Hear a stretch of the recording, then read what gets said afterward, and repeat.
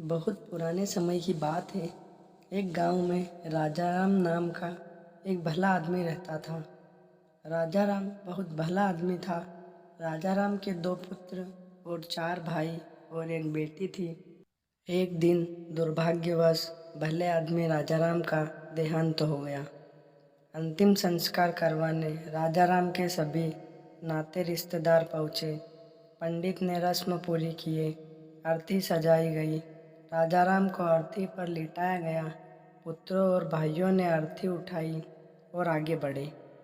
राजा राम की बेटी यह दृश्य देख न पा रही थी। वह वहीं जमीन पर लौट लौट कर रोने लगी।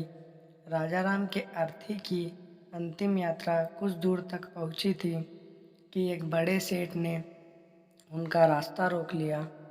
सेठ ने साथ 2 लोग हाथ में बंदूक लिए खड़े थे। सेठ बोला, ये अर्थी यहाँ से आगे नहीं जाएगी। परिवारजनों ने सेठ से पूछा कि क्यों सेठ, क्या हुआ, ऐसा क्यों कर रहे हो?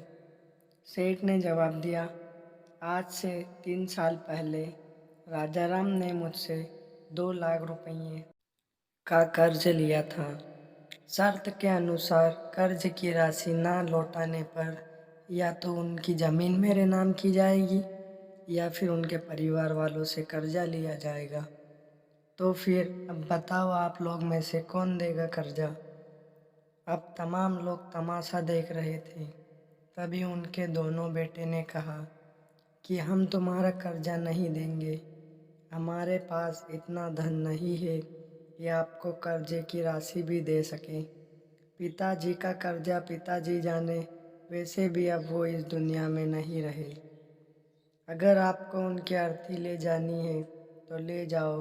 राजा राम ने बेटों की इस तरह की बात सुन वहाँ मौजूद सभी लोग धिक्कार जताने लगे कि कैसे नालायक और मतलबी पुत्र हैं।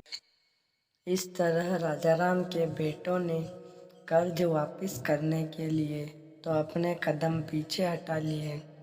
तभी राजा राम के भाइयों ने भी कह दिया कि जब बेटे कर्जा नहीं दे सकते तो हम क्यों दें, किसी का कर्जा भरे। अब राजा राम की अर्थी को वहाँ रुके बहुत देर हो गई थी। तभी यह बात राजा राम की एक बेटी तक पहुँच गई। तो वह भागे भागे अपने पिताजी की अर्थी तक पहुँची। तभी उसने देखा कि अर्थी का एक पाँव बड़े सेठ ने पकड़ रखा था। ये देखते ही उसके आंखों में आंसू लिए अपना सारा जेवर और जितने भी पैसे उसके पास थे वह सब सेठ को दे दिए और अपने हाथ जोड़ती हुई यह बोली कि सेठ, अगर ये सब जेवर बेचकर भी आपका कर्जा पूरा ना हो पाए तो मैं खुद मेहनत मजदूरी करके आपका कर्जा चुका दूंगी, मगर इस समय मेरे पिताजी की अंतिम यात्रा को मत रोको।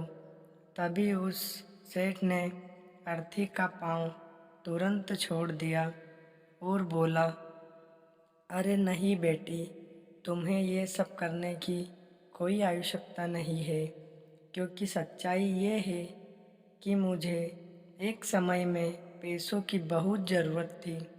मैं बहुत गरीब था। तब उस समय तुम्हारे पिता ने मुझे 10,000 रुपये देकर मेरी मदद की थी। राजा राम बहुत भला आदमी था।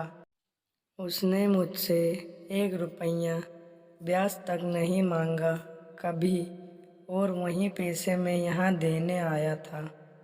लेकिन जब मुझे पता चला कि राजा राम का देहांत हो गया, तब मैंने सोचा कि ये पैसे किसे दूँ, पैसे सही हाथों में कैसे दूँ।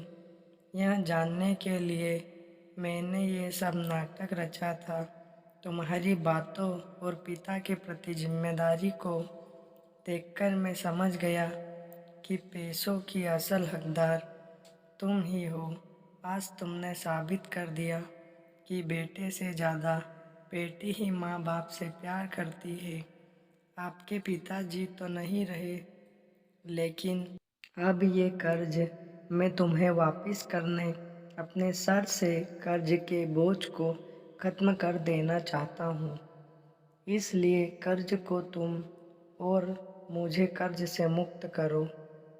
सेठ बेटी को पैसे लौटाकर और अपना आशीर्वाद देकर वहाँ से चला गया। यह सब देखकर राजाराम के बेटे और भाइयों का शर्म से सर नीचे झुक गया। दोस्तों, आपका क्या कहना है इस कहानी से? कमेंट में ज़रूर बताएं।